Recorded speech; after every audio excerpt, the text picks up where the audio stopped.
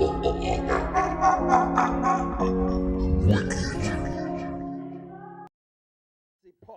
a rise in the skinheads, a rise in militia groups, a rise in right-wing paramilitary hate organizations and hate groups and night riders and day riders as existed during Reconstruction. 30 years after Martin Luther King Jr., the Supreme Court has handed down a ruling in various states across the country. 30 years after Minister Malcolm X, Brother Omar Wale, El-Hajj Malik El-Shabazz, one believing in civil rights, one believing in human rights. 30 years after both of them, Malcolm said we must vote in a solid block, that we must vote in a black solid block. 30 years after Malcolm, the Supreme Court has handed down a decision ruling it unconstitutional for you to have what they call majority minority voting blocks.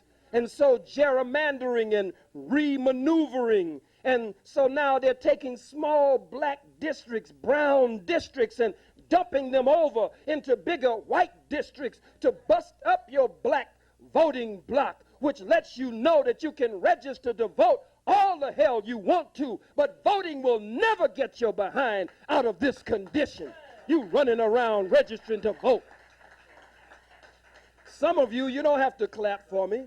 You say, well, he's stepping on some toes now. And I know they got that camera running, and I don't want the camera to catch me applauding because I'm really with these folks and I'm with those folks. Nigga, you should be with the truth. Stand up for the truth. Stop dilly-dallying. Stop pussyfooting. Stop beating around the bush. Tiptoeing through the tulips. Speak the truth regardless of circumstance and stand up on the truth from the cradle to the grave. That's your divine responsibility and duty to our people here, generations yet unborn, and to our ancestors who have gone on. That's your duty, and that's your responsibility. And so the voting blocks being busted up today. Unconstitutional to have a so-called majority minority voting district. 30 years after Dr. King, the white man is killing us, it appears, like never before. You talk about slavery. You talk about the plantation. You talk about lynching.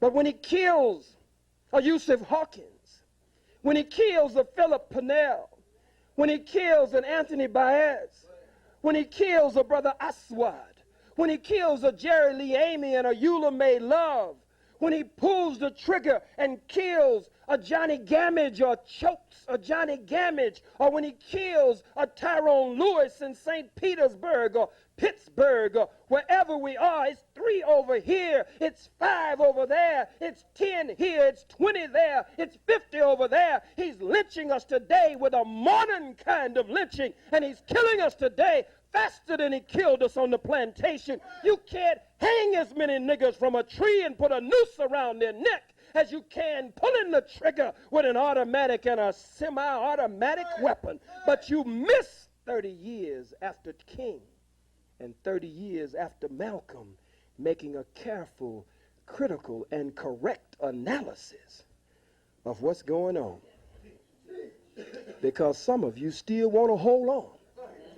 Maybe nobody in here. Maybe that's the ones who didn't come. In fact, let's establish some rules now. If I say anything that you don't like, just say he ain't talking about me. Talking about somebody else. All right?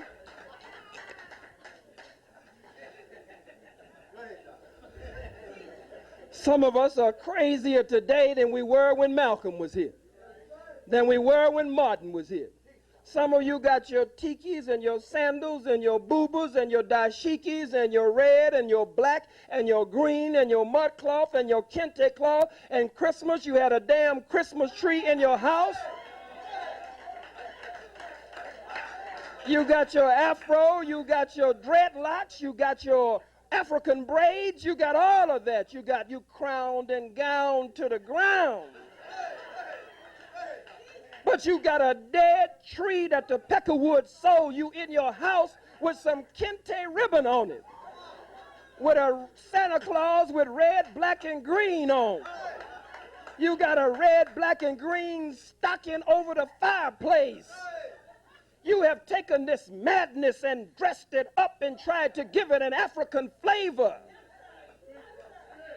Some of you today, 30 years after Malcolm, 30 years after Martin, 30 years after the call for civil rights and human rights, some of you are still quoting the white man's corrupt constitution and his Declaration of Independence and his Bill of his Bill of Rights. We hold these truths to be self-evident, that all men are created equal. And they are endowed by their Creator by certain unalienable rights, that to these are life, liberty, and the pursuit of happiness. Let's look at that. Would you hold this for me, son? This is my son, Farrakhan. Give me a strong black.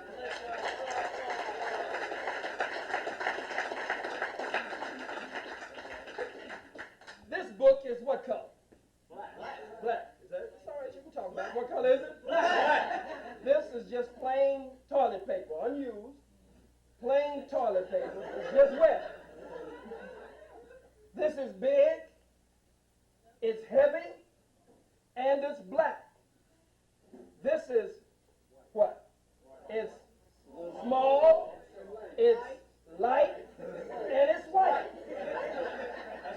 I'm here to tell you tonight from the Most Honorable Elijah Muhammad that all men, all women are not created equal, but we are created equally. So teaches the Honorable Minister Louis Farrakhan from the teachings of the Most Honorable Elijah Muhammad. There is nothing equal in the universe. One of your eyes is higher than the other one or lower than the other. One is bigger than the other. One leg is shorter than the other one, long as some of us walk like it. Some of us we know that one of our arms is longer than the other arm. There is nothing equal in the universe, but everything in nature has been created equal. Everything in nature has been created equally, but not equal. Let's look at it. Again, black, big, and heavy. Huh? That's right. Small, light, and white. But when I drop it into a law, look carefully now, look down, don't look up. And this ain't no magic, this ain't no abracadabra. This is not no hocus pocus, no shazam. Watch. They both hit the floor at the same time. Let's look at it another way.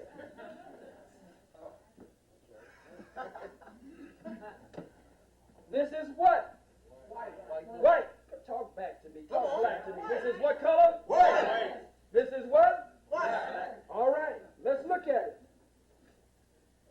We hold the two of them up. They're not equal, are they? No. One is big, one is small. One is white, one is black. Come on. Huh? Yes. One is heavy, one is light. They're not equal, but they have been created equally. And when you drop them into God's law, we did it at first with black being bigger and heavier and white being smaller and lighter. Now we do it the opposite way. And when we drop them, they both fall into a law and they both hit the floor, what?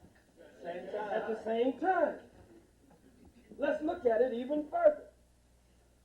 Freedom is a law of nature.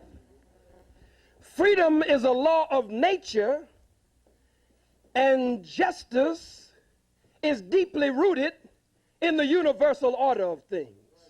And it is the divine intent of the Almighty, all-wise God and Creator that everything live equally under His creation. Let's look at it. The ant and the anteater, the chicken and the chicken hawk. It makes no difference what it is in nature All have been created equally, but not equal. Everything must have food. You with me?